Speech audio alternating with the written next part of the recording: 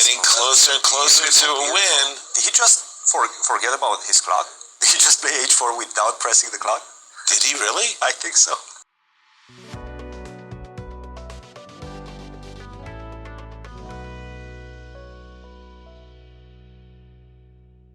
Who's Nepo's fiercest Blitz rival? Would it be Grishuk or? It's hard to tell because you have this new generation of players like Artemiev, for instance, right? Yeah. So Nepo's always recognized as one of the strongest, but you can't really Count out his junior crowds. Younger guys, yeah. Yeah, Grishuk is obviously known for being very, very strong. Right. And once again, we see Nepo saying this King's Indian attack. Reti, Yeah. Kia, however you want to call it. D4, reverse Grunfeld, anybody? Grunfeld That's like what I usually do, yes. That's your choice. Yes, D4 is definitely my choice. C2, C4 has oftentimes been my choice in this position, and Castle allowing E5. C4. Castles E5 and then C4. Yeah, that's playable. And D5. Okay, you can get into trouble very, very easily with black. This move, Queen A4, threatens obviously Knight E5. And if you play Bishop D7, Queen B3. Queen B3 is the move. Whoa. Bishop to D6. Is it playable at all? That is best move in the position, yes. And it is actually, D4. there was a game between Caruana and Nepo with the black pieces. So maybe he's drawing some inspiration from that. Well, what a move. By the way, D4, very visual move, right? I mean, Still following that game, Caruana versus Nepo.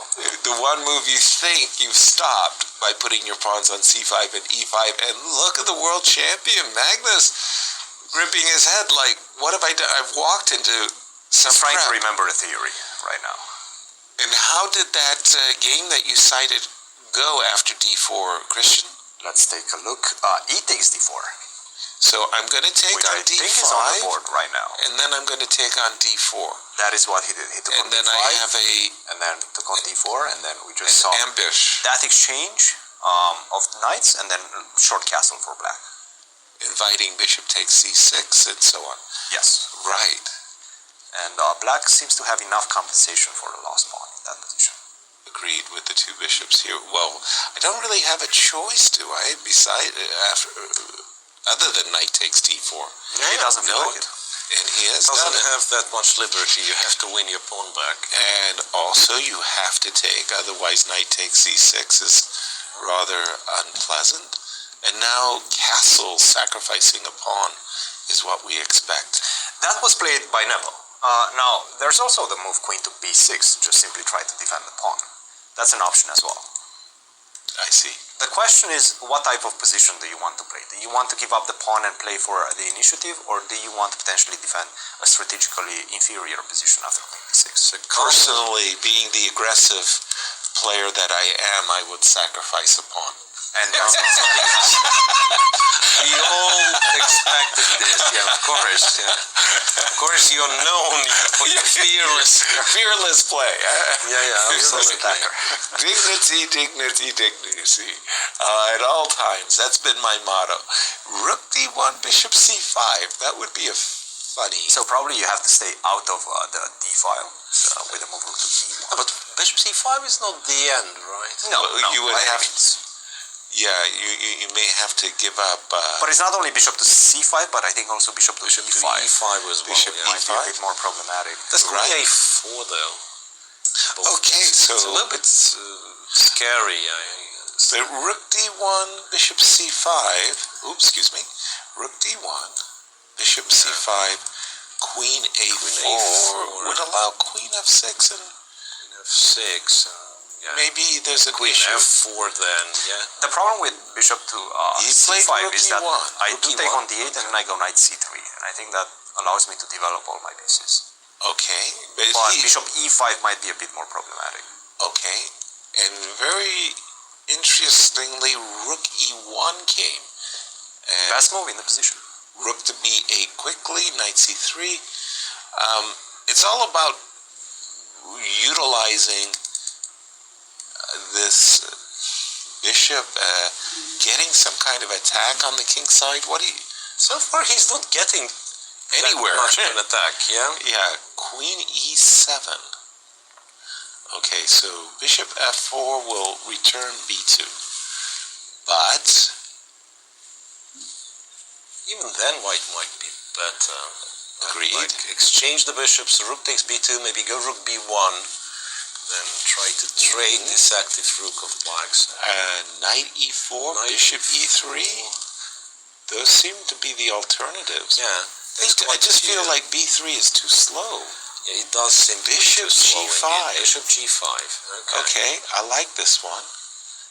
Trying to provoke f6. Queen e6. Yeah, well, then I've got the developing move, bishop g5, for tempo, for free.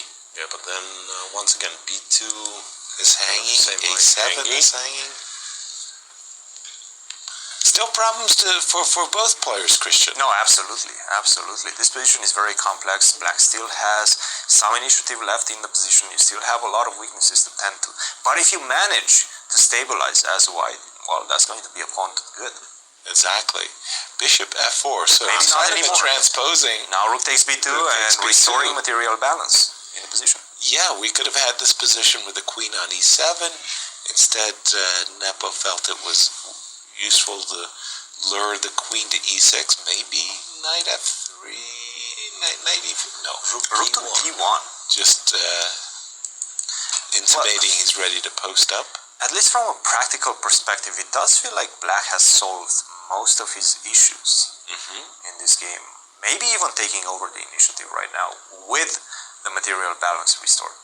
Still not so clear because I'm eyeballing rook d6, and rook d6. If I force you back, there's always the possibility of g3, g4 when the bishop could be. Okay, so I have a couple of tasks Yes. at hand for black. I need to make a luft for my king first, and then try to put some pressure on the b file. So let's start with h6. h6 would be met by rook to d6. Okay, so you go rook to d6. Yes, I do. Then I go queen to e7. Are you going to take on c6? Why do The answer is yes. I probably shouldn't have asked that question. Yes, it's Yassi you're dealing with. I apologize for even asking that question. Yes. And queen to b7. And queen to b7. Now you're on the diagonal of g2. And Exactly. I'll go queen to c7, inviting a queen trade. Queen to f5. He invited the queen trade. Okay, that's on his an own. interesting one. That gives me the chance to trade queens and maybe liberate my king when I need to with that. But from a strategical perspective, it does make sense because we know that trading queens probably will favor black on some degree, right? The cooperation between the rooks and the bishop is better than rooks and knight, supposedly. Rook c1, king f8, not even bothering to make a lift. Instead, bring it's a kind of a e7. lift, Yeah, but that's a good one, right?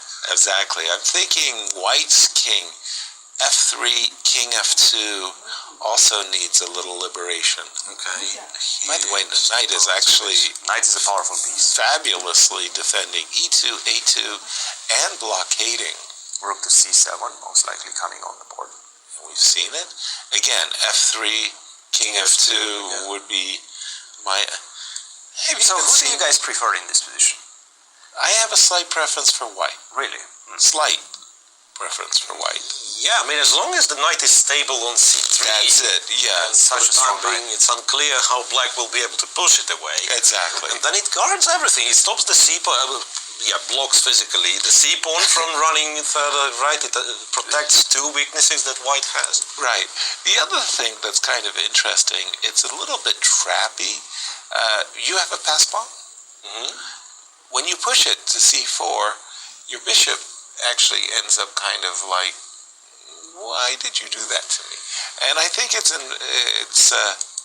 testing that Magnus was not anxious to push his pawn to c4, but instead to keep the square c4 available for his bishop. Oh, that's quite interesting. Nepo kind of hinted at repeating the move. No. And Magnus says king g7, no. Magnus said, no, let's play on. Even though objectively we think that maybe why should has some reasons. But by the way, I can probably force the repetition, or at least attempt a repetition once again with knight b5. Knight b5, rook b7, knight c3. True, and then you'll be tagged. But I was just, can I? No. You can, but then I take on a2, right? A2 is hanging as well. And perhaps that's not the best version for... how about rook e7 now? Rook e7, you have some cheapos after rook takes? I don't know. Rook c5. You thought I take A2. Take on a2, yes. And you're happy. Hanging, You're happy. That's an easy... That's probably better for black. Times, please. Miro, what are we looking at in terms of the chess clock? Roughly 1 minute. For both sides? For both sides, yeah. Carlsen a little bit below 1 minute. I see. So rook to b7. Of course. Knight to c3 might be repetition. Yeah. Let's see. Position for Magnus, dropping down to his last 30 It's seconds. problematic. I mean, if he was really time is d7 on rook d7, the one move we really didn't consider so much. So what's the now you got to difference take on a2. Rook takes c5. Rook to d2 would be met by knight c3. Bishop takes a2. Bishop takes a2. So now, wait a second. Rook a7. Rook takes b5. That's a nice trap. Oh. And if you take with the knight, then rook d2 comes, right? So bishop, knight to c3 was played, followed by bishop to e6. But nicely done, right? Rook a3, rook a5. Rook a5, I think, is on tap for rook c2 was played. Well, he can also invite the trade of rooks, perhaps. Go knight e4. You never Knight lose e4? this with white. Yeah, he's done that. Bishop to c4, knight c3. Wait a second. Can we just take the pawn on e2? I think you can. Did Jan just blunder? You can. Wow. And it was played so quickly. Like with Ilan, and he blundered a pawn. Oh my! But how bad is this now? Well, it's a pawn to the game. This is the previous position. But the pawn down. Now we fight. Oh, That was howler. Where the bishops going? Bishop Nepo. Bishop a6. One or bishop a6. There was some. Okay, but now there's another pawn. King e1, right? I would have blundered. Yeah. There's actually no. Nep is exceptionally tricky, though. Yes, when it he comes is. to those short time controls of bishop. I mean, I see all of these 2800 being incredibly resourceful in absolutely ridiculous positions they find. Oh, that's a painful Rook move. d5. Oh, but now he's in a pin. Yeah, bishop c5, and he avoids the trade of rooks for now, but Yes. for how long can you wait with By white? the way, rook f5 and King g8. And by the way, the leader Van Forest wins his game against MVL. When Forrest beats him, we always Yes, black. take the black That's pieces. incredible. With the black pieces. taking down one of our blitz specialists. I'm really expecting rook f5 to... Wait a second, yes, now you can't even move the knight because he trades on a5, bishop d5 and stops the knight from it. It's just a winning position. Exactly. Tsuji on the knight, domination of the knight. And look at this, h4.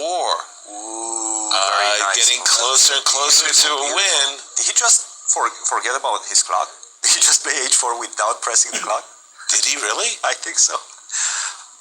I once saw in a world championship match Gary Kasparov forgetting to press his clock. And Nepo actually reminded him, hey, you have to press the clock. Ooh, he 5 did seconds. something. 5 seconds for the world champion. That's not easy. Rook. Oh yeah, but now rook d2 is mate. is about to win. It's again. mate. Yeah, rook d2, H3 followed by h2. There's no check on a4. There is no check on a4. Yes, This is it. And a win for Magnus, very important. You said Jordan won, and the other games are. Let me just switch over.